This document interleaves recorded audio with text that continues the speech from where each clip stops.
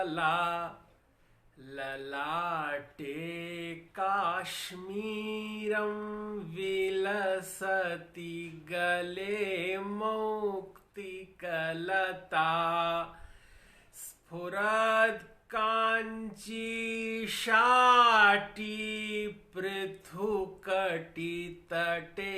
हाटकमयी, भजामस्त्वां गौरीं नगपति किशोरीमविरतम्।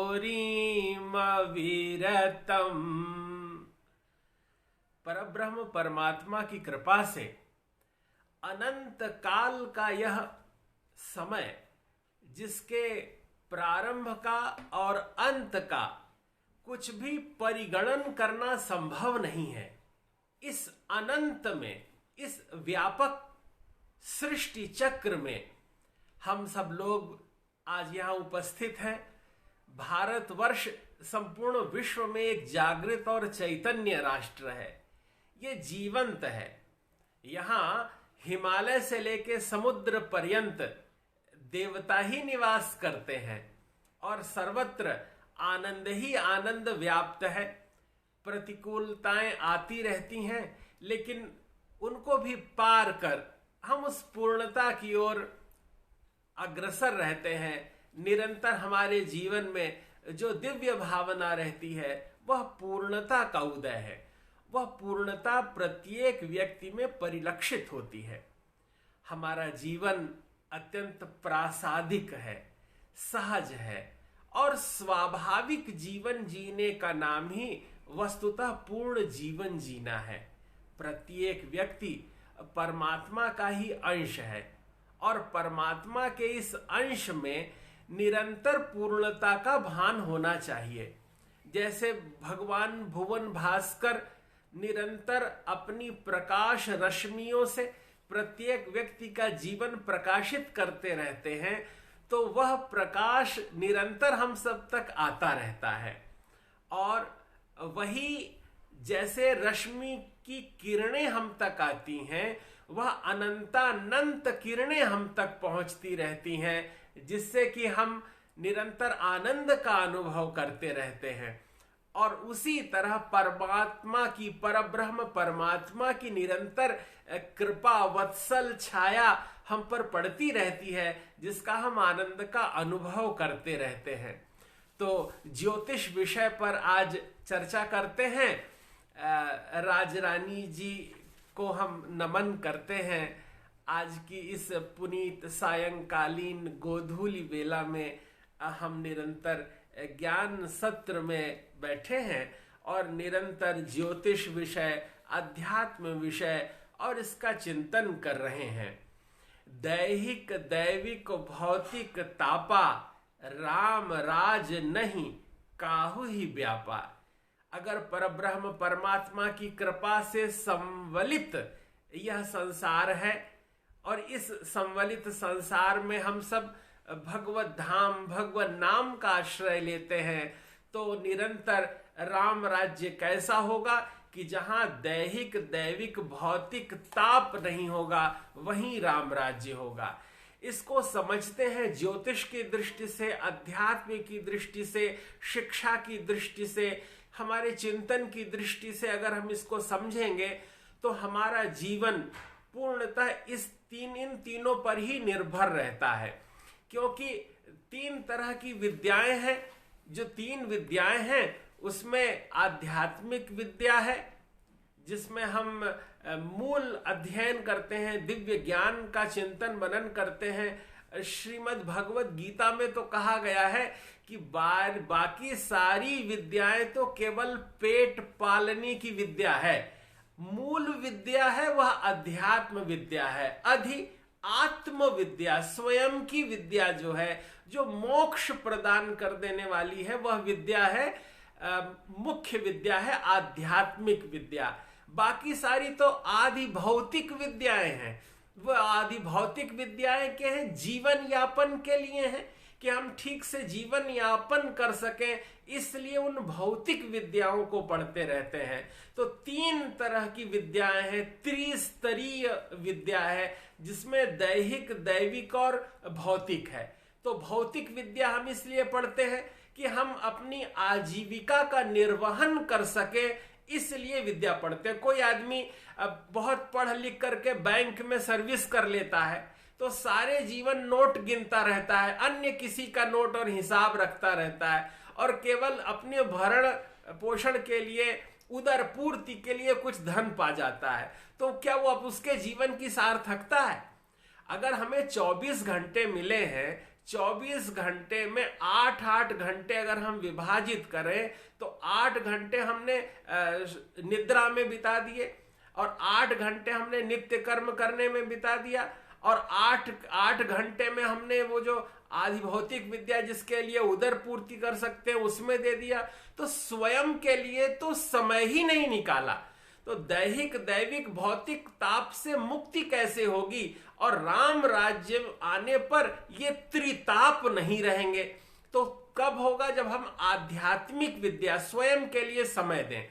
माने अगर हम बांट लें तो 33.33% एक के लिए दिया, तो हमने दैहिक अपने शरीर के लिए, शरीर के चिंतन मनन करने के लिए, नित्य कर्म, नैमित्तिक कर्म करने के लिए, इस दैहिक कर्म करने के लिए हमने 3.33% माने 33% इसको समय दे दिया।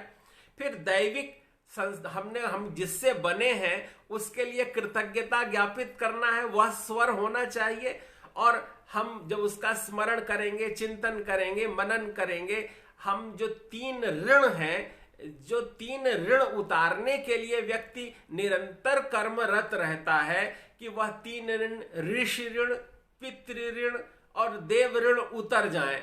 तो ये जो 3 ऋण हैं, यही जब व्यक्ति पर चढ़े रहते हैं तो बार बार उसे पुनरपि जननम, पुनरपि मरणम, पुनरपि जननी जठरे शयनम, ये बार बार जो दुख है कि मां के गर्भ में उल्टा लटका रहना पड़ता है, ये वही ऋण न उतारने के कारण है।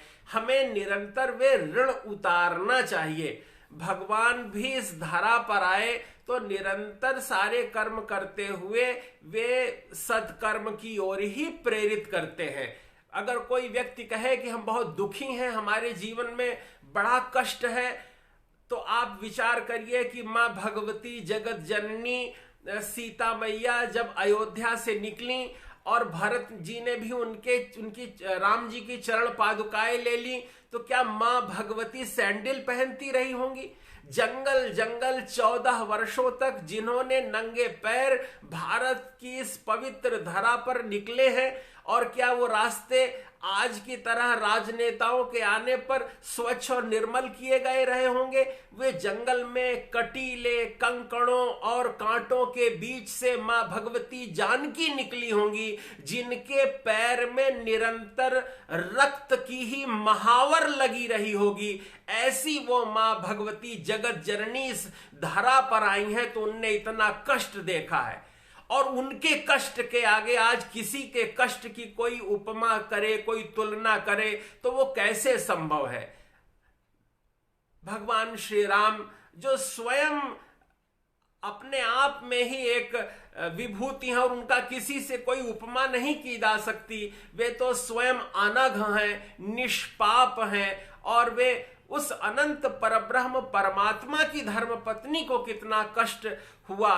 तो अगर कोई व्यक्ति कहे कि हम सांसारिक दुखों से व्यथित हैं, तो वो कितना व्यथित है, कितनी मात्रा में दुखी है। तो हमें अपने धर्म को नहीं छोड़ना चाहिए। धर्म को समझना यह है कि ऋतंच सत्यंच, जैसे हम गणपति अथर्व शीर्ष पढ़ते हैं, उसमें लिखा है कि ये सत्य है, ये ऋत है, तो ऋत और सत्य दोनों का अर्थ सत्य होता है। लेकिन इसको समझना है, जो ऐसा ऋत जो कभी परिवर्तित नहीं है, सार्वकालिक है, वह ऋत है। जैसे सूर्य नारायण पश्चिम पूर्व से नहीं निकलते, पूर्व जिधर से सूर्य देवता निकलते हैं वही पूर्व दिशा है। यह एक ऋत है कि सारे ब्रह्मांड में अगर कभी सूर्य देवता जिधर से निकल रहे हैं वही पूर्व दिशा है, यह रित है। लेकिन भारतवर्ष में यह नियम है कि बाएं हाथ की ओर चलना है, यह यहाँ का सत्य है। लेकिन परदेश में जिन देशों में दाहिनी ओर रोड में चला जाता है वहां के लिए वह सत्य है। तो जो सार्वकालिक सत्य है, ऐसा उस सत्य का चिंतन करना है, उस धर्म को धारण करना है। और जब हम उस धर्म को धारण करते हैं तो जो दैहिक, दैविक, भौतिक, ये तीन तरह के ताप हैं, ये हमें नहीं सताते। हमें भौतिक पेट भरने की उस विद्या से ऊपर उठकर अध्यात्म चिंतन करना होगा, जिससे हम अपने स्वभाव और स्वरूप को पा सकेंगे। तभी तो कहा गोस्वामी तुलसीदास जी ने कि सब नर करहि परस्पर प्रीति, चलहि स्वधर्म निरत श्रुति नीति। ऐसे उस धर्म मार्ग पे चल करके हम उस पूर्णता को प्राप्त कर सकते हैं। वस्तुतः ज्योतिष विषय पर चर्चा कर रहे हैं, इसलिए उसको मूल में इस आधार को समझ करके अगर हम चिंतन करेंगे तो बहुत सारी चीजें स्पष्ट हो जाएंगी। वस्तुतः ज्योतिष विद्या एक जागृत विद्या है, चैतन्य विद्या है, प्रत्यक्ष विद्या है। क्योंकि ज्योतिषी को दैवज्ञ कहा गया है, वो देव कृपा से जो उसके मुख से बात निकली वह हो जाती है। इसलिए उसको अत्यंत सार्थक, समीचीन और अनुकूल शब्दावली का ही प्रयोग करना चाहिए। किसी के आहत मन को व्यथित नहीं करना है।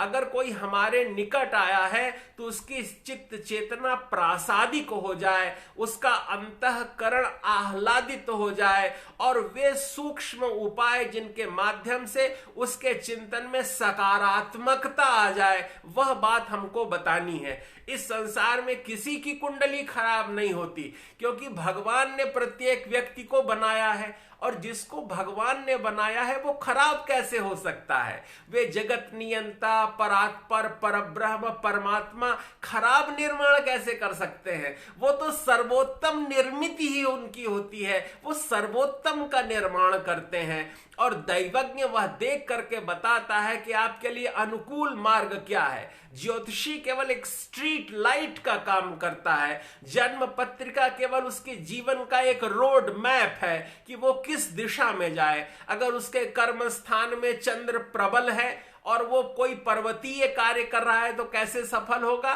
अगर वह पानी के कार्य करेगा तो उसके जीवन में सफलता प्राप्त होगी। अथवा दशम स्थान में मंगल है तो उसमें प्रभुत्व का जो गुण है वो सेना में शासन करने में अगर जाएगा तो ज्यादा अच्छी सफलता प्राप्त करेगा।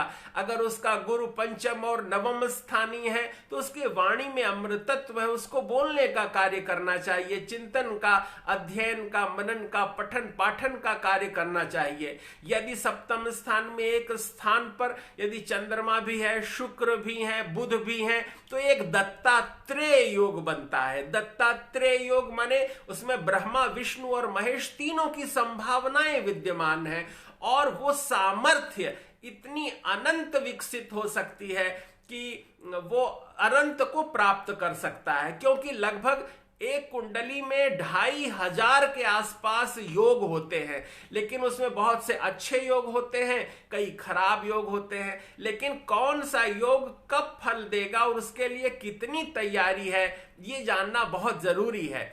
किसी अत्यंत बहुत ही स्वल्प अल्प आय प्राप्त करने वाले व्यक्ति का जब राजयोग आता है तो वो थोड़ी सी अधिक धनराशि प्राप्त कर लेता है। लेकिन किसी राजा की कुंडली में जब वो दिव्य राजयोग आता है तो वो और साम्राज्य विकसित कर लेगा। जो रिक्शा चला रहा है वो ऑटो खरीद लेगा, ऑटो वाले की कुंडली में जब राजयोग आएगा तो वो कार खरीद लेगा, कार खरीदने वाले की कुंडली में कुछ और राजयोग आया तो बड़े वाहन खरीद लेगा। जो उसकी अट्टालिकाओं का विस्तार, उसकी वाहनों का विस्तार और प्रभुत संपदा का विस्तार, जिस प्रकार हम दीपावली पे मां भगवती लक्ष्मी का आराधन करते हैं तो 8 तरह की विद्या होती है, 8 तरह का ऐश्वर्य होता है। उसमें धन ऐश्वर्य है, उसमें यह ज्ञान का ऐश्वर्य है, उसमें तरह तरह का रूप का ऐश्वर्य है। तो अगर कोई रूपवान है तो उसके रूप में परमात्मा की वो दिव्यता ही प्रकट हो रही है। अगर कोई व्यक्ति बहुत अच्छा बोलता है तो उसकी वाणी में परमात्मा की वो दिव्य आभा ही निःसृत हो रही है। तो जिसके अंदर जो चीज ज्यादा प्रबल है, प्रगल्भ है और प्रदीप्त है और ज्यादा प्रसारित हो रही है, उसको उसका ही चयन करना चाहिए और उसी मार्ग पे जाना चाहिए। जिसका शरीर अत्यंत बलवान है उसको धर्म के शक्ति वाले कार्य करना चाहिए। जैसे अध्यात्म विद्या इसलिए प्रमुख रूप से कहा क्योंकि कई बार देखने में आता है, दिन भर लोग मिलते हैं, कुछ न कुछ बताते हैं। कई बार ऐसा लगता है कि किसी बच्चे के उत्पन्न होने पर उसकी माँ ने उसको बहुत घी पिलाया, बहुत दूध पिलाया, बड़ा मक्खन खिलाया और अपने उस जीवन में उसने 50 टीन घी खा गया, लेकिन बहुत बलवान और वर्जिश करने के बाद क्या बना कि वो एक बड़े आदमी का सुरक्षा अधिकारी बन गया। तो वो बना तो वो सुरक्षा अधिकारी, वो चौकीदारों का हेड बन गया, लेकिन सारे जीवन उसने जो मेहनत की, उस मेहनत का फल क्या मिला कि वो किसी की सुरक्षा में नियुक्त हो गया। और किसी व्यक्ति के पास कुछ बहुत पढ़ने के बाद भी विद्या नहीं आई और उसके पास कुछ भी कोई ज्ञान वैभव नहीं है, लेकिन वो रोज जब लाख रुपया गिन लेता है तब वो सो जाता है। अर्थात बहुत ज्ञान की आवश्यकता नहीं है। तो शास्त्र क्या कहते हैं, संकेत कहते हैं, माँ को ये कहते हैं कि चाहे शूरवीर बच्चा पैदा न करो, बहुत ज्ञानवान बच्चा पैदा मत करो, लेकिन भाग्यवान बच्चा पैदा करो। बहुत ज्ञान हुआ, बहुत टॉप करते रहे सारे जीवन, हर कक्षा में बहुत टॉप किया, IIT में टॉप कर लिया और वहां सिलेक्ट हो गए, बड़ा नंबर आए और जब भारत में सर्वप्रथम नंबर आ गए तो क्या हुआ, एक बहुत बड़े आदमी ने उसको थोड़ी सी रुपए में अपने यहाँ नियुक्त कर लिया, वहां नौकर बन गया, टाटा बिड़ला के यहाँ वो काम करने लग गया और उन्होंने कहा कि हम तुमको 1 करोड़ देंगे, तुम हमको 50 करोड़ कमा के दो। तो उस 99 के चक्कर में सेवक ही बना। इस संसार में सारा पढ़ लिखने के बाद अगर सेवक ही बनना है तो उस परमात्मा की कृपा का अनुभव कैसे होगा। उस परम तत्व का चिंतन करने के बाद जो प्रत्येक जीव है जिसके अंदर 3 गुण सहज रूप से विकसित हो, कौन कौन से वे 3 गुण हैं? सच्चिदानंद घन के रूप, अर्थात उसमें एक सत्य का भाव हो, वो निरंतर सत्य बोले, सत्य का चिंतन करे, उसके मन में भूल से भी कोई कुविचार न आए, वो सत्य है। अर्थात जब मैं परदेश जाने लगा, अध्ययन चिंतन करने के बाद, पढ़ने के बाद, पूज्य महर्षि महेश योगी जी ने मुझे हॉलैंड बुलाया और मैं हॉलैंड जाने लगा, पूरी दुनिया का भ्रमण किया। तो मेरे पूज्य पिताजी ने कहा, उस समय मेरा विवाह नहीं हुआ था, उन्होंने कहा जब तुम किसी दिव्य कन्या को देखना और तुम्हारे मन में घंटी बज जाए तो तुम विवाह कर सकते हो उससे। और मेरी माता जी ने कहा कि तुम ये रामचरितमानस रखना और कोई प्रतिकूल कार्य मत करना। तो पूज्य पिताजी का ये जो भाव था, ये बताकर उन्होंने कहा कि रघुवंशिन कर सहज स्वभाव, मन कुपंथ पर परान काऊ। हमारा मन कुमार्ग पर जा ही नहीं सकता, इसलिए जो उचित होगा उसका ही चयन करना है। और पिताजी का ये कहना मेरे ऊपर अंकुश का कार्य करता रहा कि सारे जीवन में वही कर्म करूं जो शास्त्र सम्मत हो, जो अनुकूल हो, जिससे ये पता चल सके कि हमारी जो ऋषि परंपरा है, हमारे जो पितृजन है, उस परंपरा में मुझसे ऐसा कोई कार्य न हो जो अनुचित हो। क्योंकि मैं एक व्यक्ति, स्वतंत्र व्यक्ति नहीं हूं, मैं एक परंपरा का प्रतिनिधि हूं। मेरे पितामह, मेरे पिता, मेरे प्रपितामह और उनके भी पिता, मेरी माँ, मेरी माता माँ, मेरी प्रमाता माँ, उन सभी की परंपराओं का मैं प्रतिनिधि हूं। तो मेरे द्वारा कोई भी ऐसा आचरण नहीं होना चाहिए जो शास्त्र सम्मत न हो। और अगर ये निरंतर प्रत्येक व्यक्ति को ध्यान हो तो वो कभी भी कोई अनुचित कर्म नहीं करेगा, शास्त्र सम्मत कर्म करेगा, और इसी का चिंतन हमको करते रहना चाहिए। यही समझ करके अपने जीवन में विचार करना चाहिए। तो हमें सात्विक कर्म करना है, सत्कर्म करना है, पुण्य कर्म करना है। तो अगर कोई व्यक्ति बहुत पढ़ लिख गया है तो इसलिए नहीं पढ़ लिख गया कि सारी जीवन किसी की आजीविका में नष्ट कर दे, या किसी ने बहुत अधिक बलशाली हो गया है तो वो किसी की सुरक्षा में ही जीवन खपा दे। परमात्मा ने उसे पूर्णता के लिए उत्पन्न किया है, तो सच्चिदानंद घन स्वरूप हो जाना चाहिए। सत अर्थात सत्य का साथ रखे, चित अर्थात चेतना हो, प्रेजेंस ऑफ माइंड होना चाहिए। The great thing in this world is not so much where in this what direction we are moving is this must। प्रत्येक व्यक्ति अपने आप में बड़ा महत्वपूर्ण है। वो किस तरह किस चीज को अभिव्यक्त करता है, उसमें उसकी भावधारा क्या है। क्योंकि शास्त्र गुरुमुखी होते हैं, गुरुमुख से श्रवण में आते हैं, और वो विद्या सहकार करने वाली विद्या होती है। वो उसमें एक भावना सम्मिलित होती है। जब गुरुमुख से हम कोई चीज श्रवण करते हैं तो गुरु का भाव और शिष्य के अंतःकरण की निर्मलता, उसका पावित्र्य, उसकी निश्चलता, उसका शुद्ध अंतःकरण, उसकी प्रासादिकता परमात्मा की कृपा का ग्रहण कर लेती है। ग्रास्पिंग पावर अपने आप आ जाता है, और हमारे शरीर में जो ब्लिंकिंग होती है, जो दिव्यता, भव्यता, शुचिता और श्रेष्ठता का प्रादुर्भाव होता है, उस परंपरा से होता है। तो भाषा का महत्व नहीं है, भाषा में जो विचार हो रहा है उस विचार का महत्व है। इसी तरह से जैसे अनेक साधन है, तो सत्य का चिंतन किया कि सत्य बोलना चाहिए, सत्य ग्रहण करना चाहिए। चित अर्थात चेतना, जो चिंतन की शक्ति है, वो चैतन्यता है, वो हमारे अंदर होनी चाहिए। और आनंद, आह्लाद रहना चाहिए। क्योंकि कोई व्यक्ति जिसको संपूर्ण संसार का वैभव मिल जाए, बाह्य वस्तुएं मिल जाती हैं, उसको कहते हैं इसको सुख है। वस्तुओं का सुख प्राप्त होता है।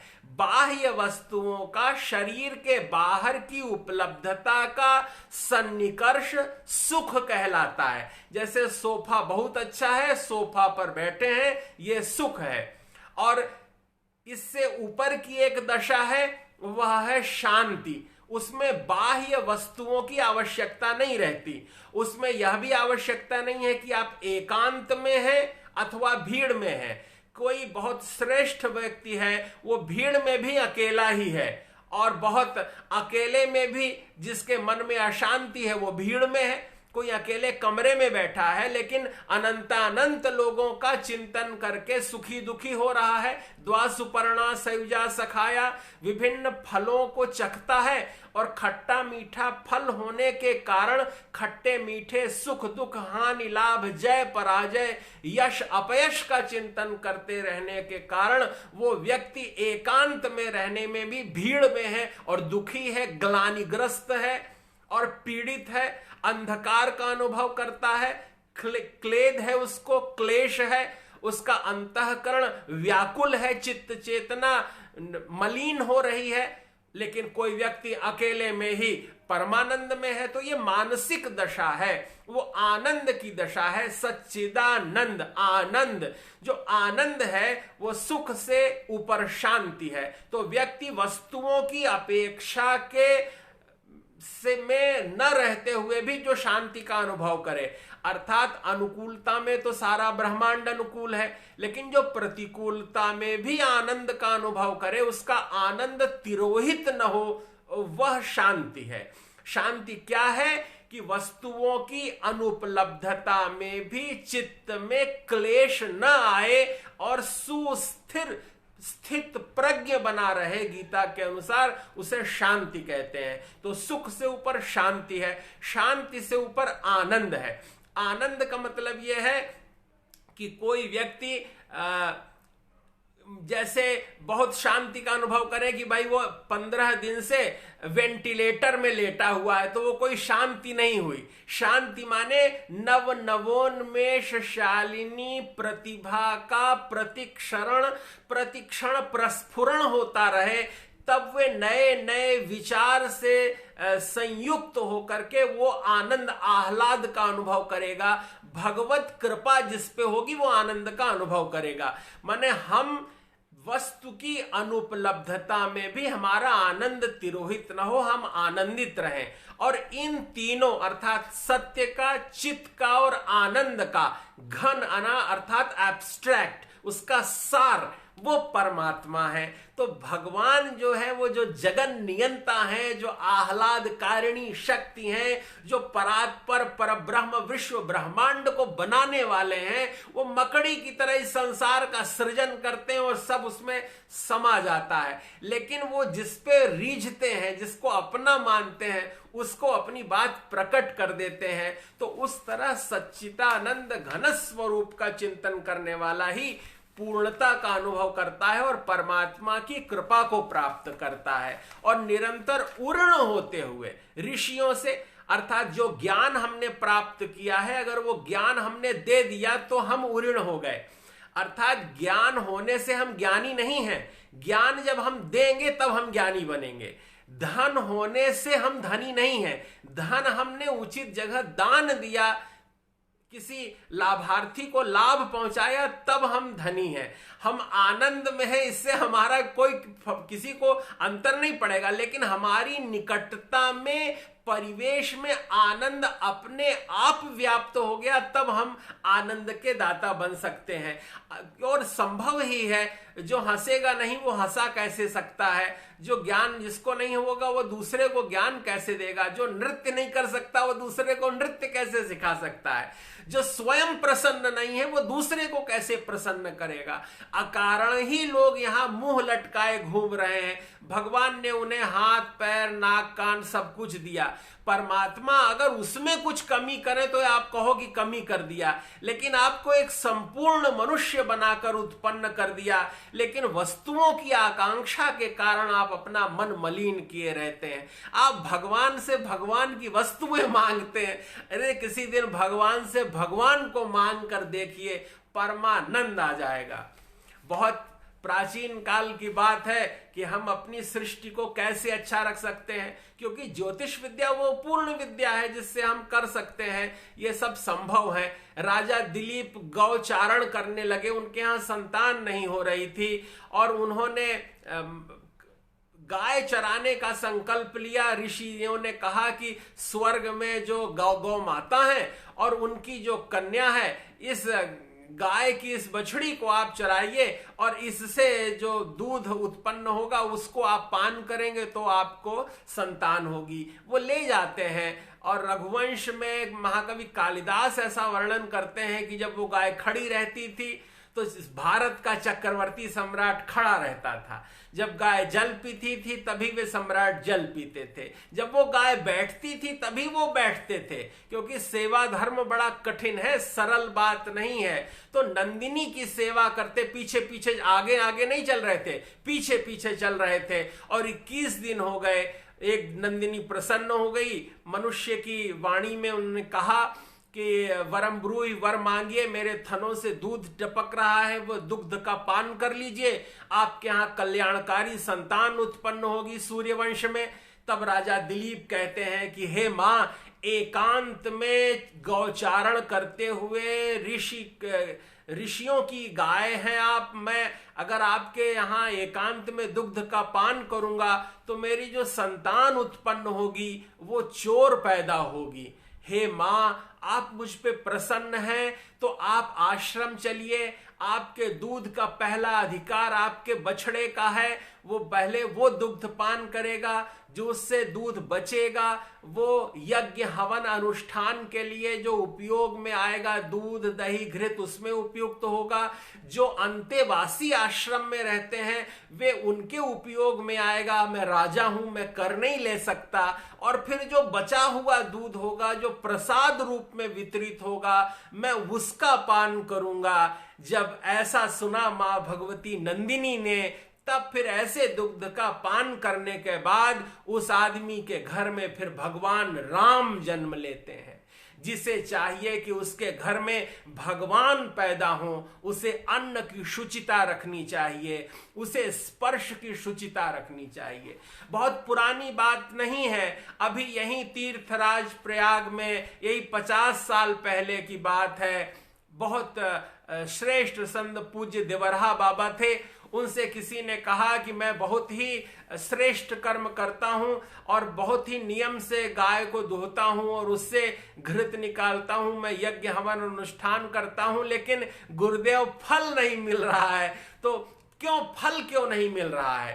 तो गुरुदेव ने कहा, देखो ऐसा है कि जैसे ही तुम गाय दुहते हो तो तुम उस बछड़े को दूध नहीं पीने देते, तुम उसको हटा करके वो दूध दुहने लगते हो। जब तुम्हारा वो बछड़ा दूध पी के थक जाए, अलग हो जाए, थन से स्वयं अलग हो जाए, तब तुम उसका दूध लेकर के उसका दही और घृत बनाओगे, तब तुम्हारा कार्य सफल होगा। यह जीवन बड़ा पारदर्शी है। जिसके जीवन में वो पारदर्शिता नहीं आएगी, वो परमात्मा तत्व और उसके बोध को समझ नहीं सकता।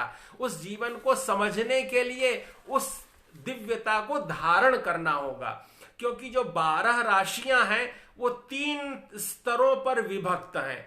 तो जो प्रत्येक प्राणी है उनका डाटा कलेक्शन इस तरह भारतवर्ष में हुआ है कि 3 तरह की जो राशियां हैं उसमें चर राशि है, स्थिर राशि है और द्विस्वभाव की राशि है। क्योंकि प्रकृति का संयोजन करने वाले हमारे ऋषियों ने, महर्षियों ने उसको बड़ा वैज्ञानिक ढंग से समझाया है। जो 12 राशियां हैं उसमें 4 राशियां चर हैं, 4 स्थिर हैं और 4 द्विस्वभाव, माने हमेशा ऊहापोह में रहने वाली हैं, किंग कर्तव्य विमूढ़ सी रहती हैं कि हम इधर जाएं कि इधर जाएं।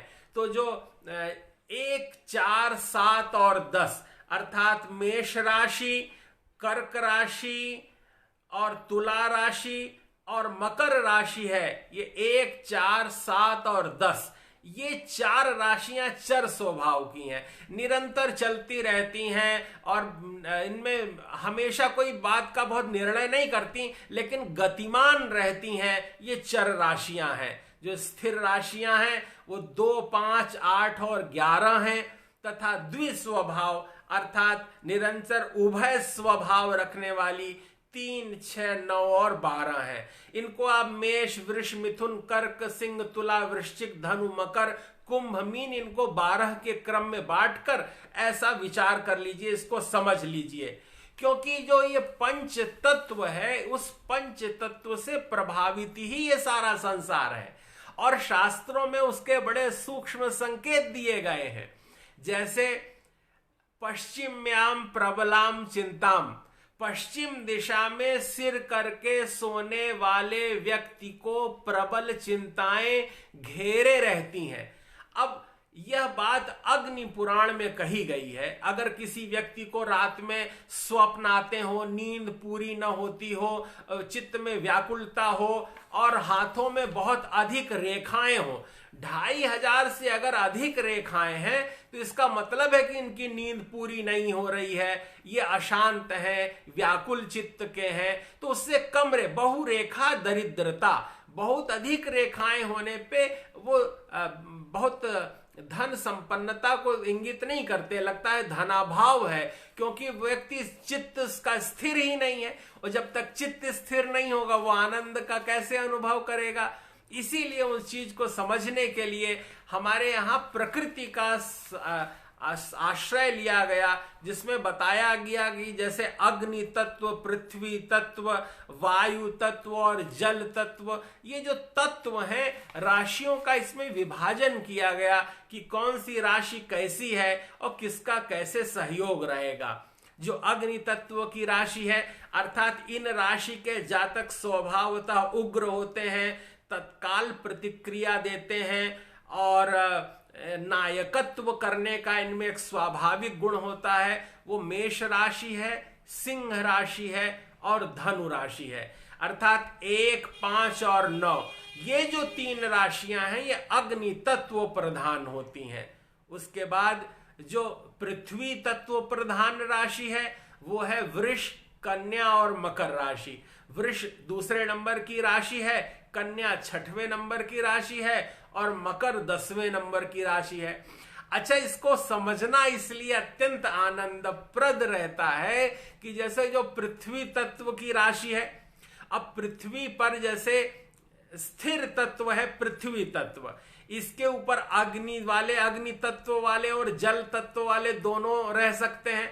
भाई पृथ्वी पर खुली पृथ्वी भी है, आग भी लग जाए जंगल में तो कोई पृथ्वी को दिक्कत नहीं है, और अगर समुद्र हो, पानी भरा हो तो भी पृथ्वी को दिक्कत नहीं है। लेकिन अग्नि स्वभाव वाले और जल स्वभाव वालों में सामान्यतः थोड़ा सा परिवेश का चिंतन होता है, एक दूसरे को बहुत अच्छे से समझ नहीं पाते, समझ के निर्वाह नहीं कर पाते, बात बात पे गर्म हो जाते हैं। तो कैसे गर्म हो जाते हैं? जैसे माचिस और पेट्रोल, ये कैसे पास में रहेंगे? आग और पानी निरंतर व्यक्ति के चिंतन में या तो आग रहेगी या पानी रहेगी। अगर पानी ज्यादा है तो आग बुझ जाएगी, और अगर किसी तरह से अग्नि बहुत प्रज्वलित है तो वो पानी को वाष्पित कर देगी। तो उसी तरह वायु तत्व है, ये मिथुन राशि, तुला राशि और कुंभ राशि वाले वायु तत्व प्रधान होते हैं। इन्हें भ्रमण करना बहुत अच्छा लगता है, ये यायावर होते हैं, स्थान स्थान पर जाना।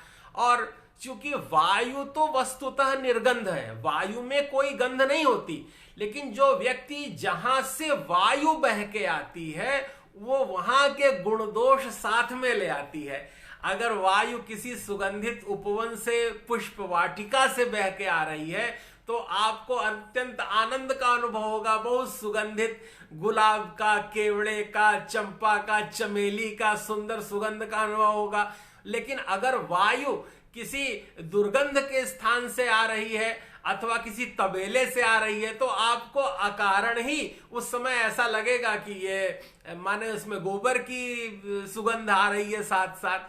तो वायु तो निर्गंध है, वो जहां से बह के आती है वहां का अनुभव कराती है। तो जो लोग वायु स्वभाव के होते हैं वे जिन लोगों के साथ संग में पड़ जाते हैं वैसी उनकी प्रकृति हो जाती है। अगर आप श्रेष्ठ गुणी ज्ञानी व्यक्ति के साथ रहेंगे, अत्यंत महनीय व्यक्ति के साथ रहेंगे तो कभी ना कभी आपको श्रेष्ठ पद पर अलंकृत होना होगा, वहां बैठना होगा, लोगों के साथ कल्याण के विषयों पर चर्चा करनी होगी। लेकिन अगर आपका साथी कोई दुराभिसंधि करने वाला और शॉर्टकट क्षुद्र कामनाओं से संतुष्ट हो जाने वाला व्यक्ति है तो आपको कभी न कभी नीचे की ओर देखना पड़ेगा, ऐसी जगहों पर जाना पड़ेगा जिसका आप उल्लेख नहीं कर सकते हैं। तो वस्तुतः ये सत्य वचन इसलिए है क्योंकि यह भगवदीय भाव है, और जब भगवदीय भाव होता है तो बहुत अधिक उसमें आनंद का अनुभव होता है। तो हम अग्नि तत्व की राशि मेष, सिंह, धनु को समझ पाए, पृथ्वी तत्व की राशि अर्थात स्थिर स्वभाव की राशि, गंभीरता वाले व्यक्ति वृष, कन्या और मकर को समझ पाए, वायु तत्व के जो लोग हैं वो मिथुन, तुला और कुंभ राशि के लोग हैं, और जल स्वभाव वाले कर्क, वृश्चिक और मीन राशि के जातक होते हैं। मीन राशि जल स्वभाव इसलिए कहा कि जल को कोई रास्ता बना के नहीं देता, जल जहां भी रहता है वहां से वो अपना रास्ता खुद बना लेता है। सामान्य तौर पर वृश्चिक राशि के लोग अपनी निंदा नहीं सहन कर पाते और वे थोड़ी सी बात पर तुनक जाते हैं और उनको बहुत संभालना पड़ता है। और इसी तरह जो जल स्वभाव के हैं जीव, इनकी अलग प्रकृति होती है, इनका चिंतन होता है। तो कर्क राशि के लोग, वृश्चिक राशि के लोग और मीन राशि के लोग जल की निकटता में सुख का अनुभव करते हैं, सहज रहते हैं, आनंद और आह्लाद का अनुभव करते हैं।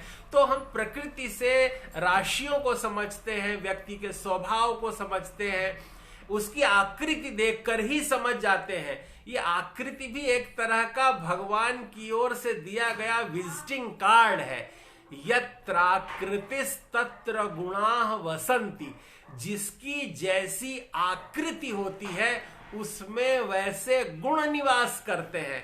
तो कोई अलग से कहीं बाहर के नहीं है, जिसके अंदर जो तत्व है वही तत्व प्रकट हो जाता है, उभर जाता है, प्रकृति उस तरह का स्वरूप देने लगती है। भारतवर्ष में तो बड़ा वैविध्यपूर्ण ज्ञान है। हमारे यहाँ तो जब 16 संस्कार होते हैं उसमें पहला संस्कार तो बच्चे के पैदा होने से पहले ही हो जाता है। पहला, दूसरा और तीसरा, ये 3 संस्कार बच्चा होने के पहले ही हो जाता है। तो जो गर्भाधान संस्कार है उसमें 8 नक्षत्र जो होते हैं वो पुरुष नक्षत्र होते हैं, और जिसमें 16 नक्षत्र स्त्री नक्षत्र होते हैं, और 3 उसमें नपुंसक उभय पक्षी नक्षत्र होते हैं। तो जो जिस नक्षत्र में संयोग करता है उसके घर में वो संतान होती है। इसीलिए पूर्व काल में पहले ये देख लिया जाता था कि ऋतुचर्या के बाद 8वें दिन के बाद से संयोग करने पर श्रेष्ठ संतान उत्पन्न होती है। और अगर वो अश्विनी, पुनर्वसु, पुष्य, हस्त, अनुराधा, श्रवण, पूर्वा भाद्रपद और उत्तरा भाद्रपद नक्षत्र में पति पत्नी का संयोग होता है तो उनके यहाँ पुत्र रत्न की प्राप्ति होती है। और अगर वे नक्षत्र भरणी, कृत्तिका, रोहिणी, आर्द्रा, अश्लेषा, मघा, पूर्वा फाल्गुनी, उत्तरा फाल्गुनी, चित्रा, स्वाति, विशाखा, ज्येष्ठा, पूर्वाषाढ़, उत्तराषाढ़, धनिष्ठा और रेवती नक्षत्र होते हैं तो उनके घर कन्या जातिका का जन्म होता है। और अगर मृगशिरा, मूल और शतभिषा इन 3 नक्षत्रों में कहीं संयोग होता है तो फिर या तो संतान नहीं होती, अन्यथा फिर ये मानते हैं कि नपुंसक संतान उत्पन्न होती है। क्योंकि शास्त्र केवल एक संकेत करते हैं, जिस व्यक्ति के अंदर जो तत्व और गुण अधिक विकसित होगा उसका प्रभाव पड़ेगा। अगर कन्या अत्यंत प्रभावशालिनी है तो संतति का मुख माँ की तरह होगा, और अगर पिता प्रभावशाली है तो संतान का मुख पिता की तरह होगा। लेकिन अगर बालक अगर अपनी माँ को पढ़ जाए तो वो बड़ा भाग्यवान होता है। उसके लिए कहते हैं मातृमुखी सदा सुखी। जिस लड़के, जिस व्यक्ति, जिस जातक का चेहरा उसकी माँ से मिलता हो वो सदा सुखी रहता है। और चंद्रमा अगर चतुर्थ हो जाए जातक का तो सामान्य तौर पे उसका मुख उसकी माँ को ही पड़ता है। नक्षत्रों का तो बड़ा विज्ञान है। इसमें इनके लोचन अर्थात नेत्र विषयक भी नक्षत्र हैं।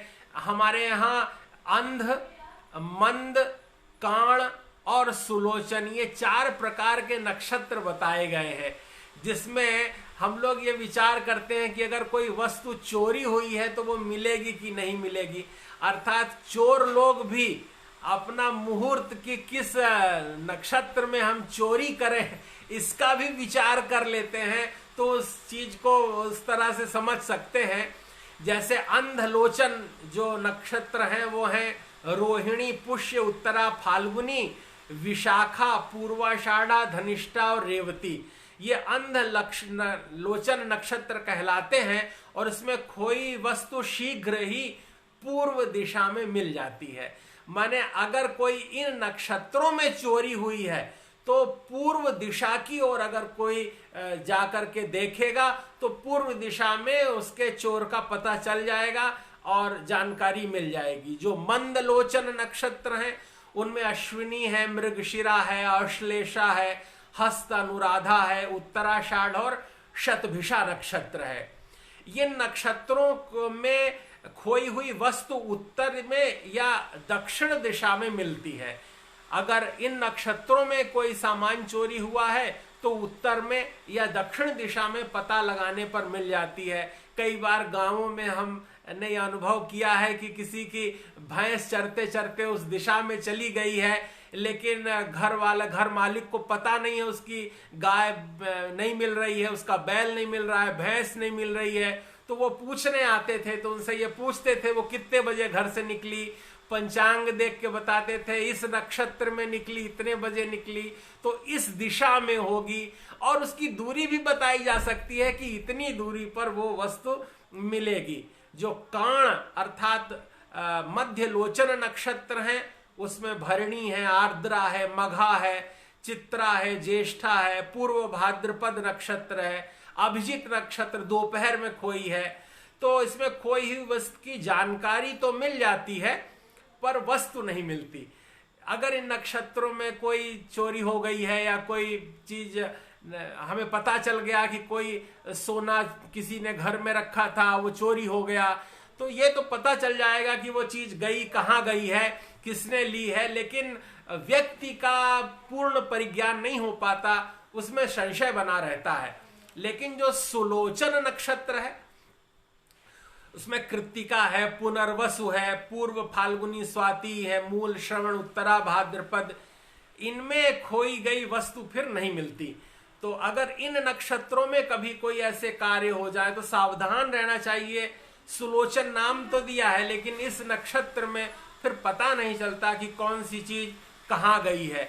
उसी तरह से जो 27 नक्षत्र हैं इसमें जो 6 नक्षत्र हैं वो मूल के नक्षत्र कहलाते हैं। इस इन नक्षत्रों में उत्पन्न जातकों की 27वें दिन उसी नक्षत्र में शांति करनी चाहिए, जिस चरण में पैदा हो उसी चरण में शांति करनी चाहिए। 27 तरह के फूल, 27 तरह की पत्तियां, यत्र तत्र सर्वत्र स्थानों का जल, मिट्टी, पंचरत्न, सप्त धान्य सब एक घट में लेना चाहिए। उसमें 7 छेद करने चाहिए या एक छेद में 27 बाती लगा दें या 27 छेद कर दें। ऐसा करने के बाद उसके मंत्र हैं उन 6 नक्षत्रों के, वे कठोर नक्षत्र होते हैं क्योंकि वो समान दो नक्षत्रों के हिसाब से एक समान दूरी पर बैठे हैं, वे कड़े नक्षत्र हैं। उस नक्षत्र में जन्म जातक और जातिकाओं को उन नक्षत्र की शांति करा देने पे परम शांति मिलती है। उनके परिवार वालों की अनुकूलता होती है, पिता की का भाग्य बढ़ता है, पिता की आयु लंबी होती है, माँ का स्वास्थ्य ठीक रहता है, भाई बहन ठीक से रह पाते हैं, धन की अल्पता के ये दुर्योग खत्म हो जाते हैं, अपार धन प्राप्ति होता है। इसी तरह ये जो 6 नक्षत्र हैं उसमें रेवती है, अश्विनी है, क्योंकि पहला नक्षत्र अश्विनी है और अंतिम नक्षत्र रेवती है, तो 27वें में पहला अश्विनी हो गया और सबसे अंतिम वो रेवती नक्षत्र हो गया। इन दोनों को मिला देते हैं तो वो मूल बनता है। फिर अश्लेषा है, मघा है, ज्येष्ठा है और मूल नक्षत्र है। ये सारे मूल के नक्षत्र कहलाते हैं। रेवती, अश्लेषा और ज्येष्ठा के स्वामी बुध होते हैं और बुध ग्रह की शांति के लिए उपाय करना चाहिए। बुध वस्तुतः एकाकी तो नपुंसक ग्रह होता है, जब किसी के साथ रहता है तो उसी के फल को बढ़ाता है, अपना कोई प्रभाव नहीं करता। और अगर किसी का बुध प्रबल है तो गणेश भगवान की अर्चना करे, दूर्वा दल अर्पित करें तो उनको बहुत लाभ प्राप्त होता है। और अमरता के लिए भी बताया गया है कि अगर कोई व्यक्ति परम आनंद, परम ऐश्वर्य और निरोग रहना चाहता है, सभी तरह के कष्टों से छूटना चाहता है, तो वो दूर्वा रस का पान करे। 1-1 चम्मच, 2-2 चम्मच रोज सुबह दूर्वा रस अगर कोई पीता है तो वो अमर बेल है, वो कभी नष्ट नहीं होती। दूब को अगर कोई तोड़ ले और 50 सालों के लिए, 100 सालों के लिए भी कहीं एक लॉकर में रख दे और 100 साल बाद उसको निकाल कर कोई पानी में डालेगा तो वो दूर्वा हरी हो जाएगी। तो दूर्वा जो है वो अमर है। तो जो दूर्वा का रस लेते हैं लोग, वे प्राचीन काल में शताधिक नहीं सहस्राधिक आयु पर्यंत जीवित रहते थे। आज भी लोग, गुणी ज्ञानी लोग दूर्वा तोड़ करके और उसका रस निकालते हैं। उसमें तो विशेष रस नहीं निकलता, तो उसको तोड़ लाए पार्क से कहीं और फिर स्वच्छ करके, निर्मल करके, धो के मिक्सी में अथवा उसको पीस कर उसमें कुछ थोड़ा पानी मिलाकर और फिर उसको कपड़ छन्न करके छान ले और फिर कुछ थोड़ा जल मिला के उसको पी ले। उसकी तासीर बहुत ठंडी होती है, तो ठंडी के दिनों में लोग नहीं पीते, लेकिन गर्मी में तो बहुत रामबाण उसका प्रभाव रहता है। अश्विनी है, मघा है, मूल है, इनके स्वामी केतु हैं। तो केतु, ये राहु केतु एक ही ग्रह है, छाया ग्रह है। जो केतु है वो ऊपर का हिस्सा है और राहु जो है वो निचला हिस्सा है, गर्दन से नीचे का हिस्सा है। राहु है। तो 7 साल की केतु की महादशा होती है। केतु का अर्थ पताका भी होता है संस्कृत में। कई बार व्यक्ति के 7 वर्ष में जीवन में पताका फहर जाती है। जब हमारे जीवन में 7 वर्ष की वो केतु की महादशा आई, तो जिस दिन आई उसी दिन हम वायुयान में बैठकर परदेश रवाना हुए, और फिर बाद में 3-4 बरस हम दिल्ली सरकार में उसमें डिप्टी सेक्रेटरी रहे। तो जिस दिन वो केतु की महादशा खत्म हुई उसी दिन हम दिल्ली से भोपाल आ गए।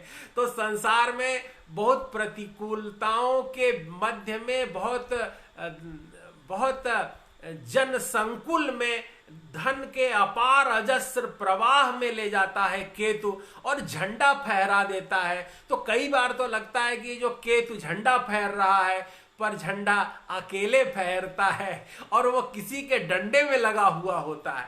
तो हमें अगर अपने जीवन को हम भगवदार्पित कर देते हैं तो फिर पूर्णता को प्राप्त करते हैं। हिमालय में जाना बहुत अच्छा है, लेकिन हिमालय में रहना अच्छा नहीं है, वहां घर बनाना अच्छा नहीं है। कोई माउंट एवरेस्ट पर जाए तो झंडा जाके फहराए, ये बहुत अच्छी बात है, पर वहां रहने लग जाए ये कोई बहुत अच्छी बात नहीं है। इस तरह से हमें इन 27 नक्षत्रों को भी समझकर इसमें जो मूल के ये नक्षत्र हैं इनके शांति के विधान को समझना चाहिए। अपनी चित्त चेतना को प्रासादिक बनाना चाहिए, भगवदीय बनाना चाहिए।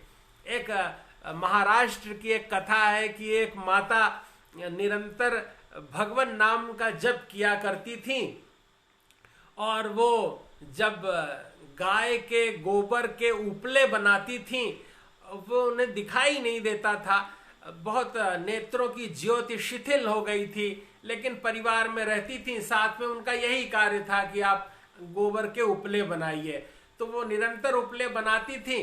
पड़ोसी कुछ ज्यादा चतुर था, तो रोज 1-2 उपले जब वो सूखने लगे तो उसमें से उठा ले आए।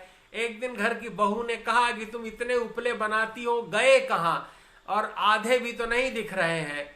और माँ को वो कुछ कहने लगी। उनने कहा कि भाई हमारे सारे उपले तो बोलते हैं, उसमें बिट्ठल बिट्ठल की ध्वनि आती है, और सभी घरों से 2-2 उपले सरपंच ने जाकर अकस्मात ले आए, और माता के सामने ही उनके सब उपले तोड़े जाने लगे। तो पड़ोसी के घर से माता के बनाए हुए जो 2 उपले थे उनमें से विट्ठल की आवाज आई। अर्थात व्यक्ति अपने भाव से परमात्मा को रिझा लेता है। तो भावियों मेट सकहीं त्रिपुरारी, किसी की कुंडली कैसी है उससे भी ज्यादा बड़ी बात होती है कि गुरुजनों की कृपा कितनी है, हम कितने विनम्र हैं, कितने आचारवान हैं। नितांत प्रतिकूलताओं से युक्त कुंडली भी हो, लेकिन अगर कोई गुरुजनों की सेवा में रत रहता है, अपने माता पिता के नित्य प्रणाम करके चरण सेवा करता है और भगवान नाम का आश्रय लेता है, तो उसके जीवन में फिर कभी कोई कष्ट नहीं आता। भगवान श्री कृष्ण स्वयं गारंटी देते हैं कि जो कोई मुझको भजता है, अनन्यांश चिंतयन्तो माम ये जनाः पर्युपासते तेषां नित्याभियुक्तानां योगक्षेमं वहाम्यहम्। जो अनन्य भाव से मेरा चिंतन करता है, मैं उसके योग और क्षेम का वहन करता हूं। योग अर्थात उसने वस्तुएं दिलाता भी हूं, और क्षेम अर्थात उसका रक्षण भी करता हूं। यह सामान्य और एक बहुत महनीय उपाय है। मैं श्रेष्ठ उपाय भी बता सकता हूं, लेकिन यह अनुचित होने पर या उसका ठीक उच्चारण न कर पाने पर आपको अनुकूलता की प्राप्ति नहीं होती। जैसे वेद में विशेष मंत्र हैं, उनका आश्रय लेने पर अगर किसी व्यक्ति को यक्ष्मा रोग हो जाए, टीबी हो जाए, या और कोई बहुत रोग हो जाए, तो उसके लिए भी मंत्र है। उत्कास एनम पुरुष परा विवेशा यो अस्या यो अभ्रजा वातजा यश सुष्मो वनस्पतीन सचताम पर्वतांश्च। इत्यादि जो मंत्र है, इनका ये अर्थ है कि जो तुम्हारे शरीर का पीलापन है, जो तुम्हारे शरीर में रोग हैं, इनको मैं धान की बालियों पर डाल देता हूं, सूर्य की अरुणिमा पर डाल देता हूं, इत्यादि इसके मधुर काव्यमय अर्थ हैं। लेकिन ये ऐसे अद्भुत प्रभाव वाले मंत्र हैं कि एक बार पढ़ देने पर भी साधक को उसके परिणाम तक ले जाते हैं, रोगी को ठीक कर देते हैं। इसी तरह ऋग्वेद की विभिन्न ऋचाएं विभिन्न शरीर के हिस्सों में स्पंदन के लिए संकेतित हैं कि किस नर्वस सिस्टम में कहाँ क्या समस्या है। तो हम वहां की वो ऋचाओं का पाठ करते हैं, वो वेन्स चैतन्य हो जाती हैं। इसका प्रभाव देखा गया, इसको वैज्ञानिक रूप से इसका परीक्षण किया गया। बहुत से मंत्र हैं, उनका ऐसा प्रत्यक्ष प्रभाव होता है कि जो इच्छा करिहो मन माही, प्रभु प्रताप कछु दुर्लभ नहीं। इस संसार में कुछ भी दुर्लभ नहीं है। हम जो चाहें, जैसा चाहें, जब चाहें, जिस तरह चाहें, भगवान की कृपा से उसका आश्रय प्राप्त कर सकते हैं। लेकिन भगवान की प्रकृति की उस नियम परिधि में हस्तक्षेप न करके केवल प्रार्थना भाव से ही रहना चाहिए। कभी भी जैसे मारण, मोहन, उच्चाटन इत्यादि विधियों प्रभेदों का ज्ञान होने पर भी सत्संकल्प सत्य के मार्ग पे बढ़ना चाहिए। गजेंद्र मोक्ष स्तोत्र का पाठ करें, राम रक्षा स्तोत्र का पाठ करें, श्री विष्णु सहस्त्रनाम स्तोत्र का पाठ करें, हनुमान चालीसा और सुंदर कांड का पाठ करें। ये निरंतर भगवान के आश्रय में शिशु की तरह ऐसे निर्भर होकर लेट जाएं, बैठ जाएं कि भगवान ही आपका सब कुछ करेंगे। जब नारद जी ने देखा कि भगवान एकांत में विचरण कर रहे हैं, तो जाकर कहा कि प्रभु मैं बहुत दुखी हूं, क्योंकि मेरे शाप के कारण ही आप ये जंगल जंगल भटक रहे हैं। क्योंकि जब मैं विवाह करना चाहता था, अपनी पसंद की कन्या आपको बताई थी और आपने मेरा मुख हरि का बना दिया था, तब मैंने आपको कहा था कि आप जो है एक स्त्री के वियोग में जंगल जंगल भटकेंगे और फिर जिसका मुंह बनाया है ऐसे ही लोग आपकी सहायता करेंगे। तो मैंने ही आपको कहा था, लेकिन हे भगवान, हे प्रभु, मैंने आपको शाप दे दिया, आपने वो शाप ले लिया और निरंतर उसी भाव में आप विचरण भी कर रहे हैं, लेकिन मेरा मन अशांत रहता है। क्योंकि जो आशीर्वाद दे सकता है वही शाप दे सकता है, जो शाप दे सकता है वही आशीर्वाद दे सकता है। जिसके पास जो ये एटीएम लेके पैदा हुआ है वही पैसा निकाल सकता है। ये सबके बस की बात नहीं है। जिसके पास पुण्य है वही तो खर्च कर सकता है। तो जब हमने ये शाप दे दिया प्रभु और आप इसमें दिन बिता रहे हैं, मुझे उस समय से ही मैं अशांत हूं, क्लेश का अनुभव कर रहा हूं, मेरा मन दुखी रहता है। तो भगवान राम उस एकांत काल में भी नारद जी से जो कहते हैं वही मैं आप लोगों से करबद्ध प्रार्थना करते हुए कहता हूं कि जपहु जाय शंकर सतनामा, होई है तुरत हृदय विश्रामा। आप लोग श्रेष्ठ हैं, गुणी हैं, ज्ञानी हैं, संपूर्ण विश्व में ज्ञान के पुरोधा हैं। आप इस दिव्य परिवेश में, इस महनीय आश्रय में, और जहां हम देख रहे हैं कि अरुण भैया द्वारा इस दिव्य उद्यम में जो इस महनीय गीत गोपाल पेज पर आप सभी जुड़े हैं, मुझे पता है कि आप सभी मां सरस्वती के वरद पुत्र हैं। आप में परमात्म तत्व है, आपकी लेखनी में सरस्वती का हास है, आपके चिंतन में परमात्मा का विलास है, आपके ज्ञान में अनंत की व्यापकता है। मैं आप सब से यही अनुरोध करता हूं कि जपहु जाय शंकर सतनामा। भगवान राम जी ने नारद जी से कहा कि अगर आपके मन में अशांति है तो आप 100 बार सतनाम जपहु जाय, जाकर जपिए शंकर सतनामा, शंकर भगवान का नाम जपिए, ओम नमः शिवाय का पठन करिए, पाठ करिए, होई है तुरंत, तुरंत ही सद्यः तत्काल ही फल प्राप्त होगा और आपके हृदय में विश्रांति आएगी, आपका मन प्रसन्न हो जाएगा। मैं इन्हीं शुभ भावना से भावित होते हुए आप सबको प्रणामांजलि निवेदित कर रहा हूं। इस दैवीय पृष्ठ पर उषा सक्सेना जी, हरिदत्त गौतम जी, आदरणीय डॉक्टर राम वल्लभ आचार्य जी, मेरी श्रीमती निधि त्रिपाठी जी, रेणु उपाध्याय जी, राजरानी शर्मा जी, भैया अरुण तिवारी जी जो इस संपूर्ण कार्य के उत्स हैं और उनकी ही दिव्य चेतना का ही यह विस्तार है, मेरे अग्रज आदरणीय पूज्य श्री प्रभाकराचार्य त्रिपाठी जी, अवधेश प्रसाद जी, सभी को मैं प्रणामांजलि निवेदित कर रहा हूं और जितने लोग हैं मैं आप सबको प्रणाम करता हूं और यहीं अपनी वाणी को विराम देता हूं। हरि ओम।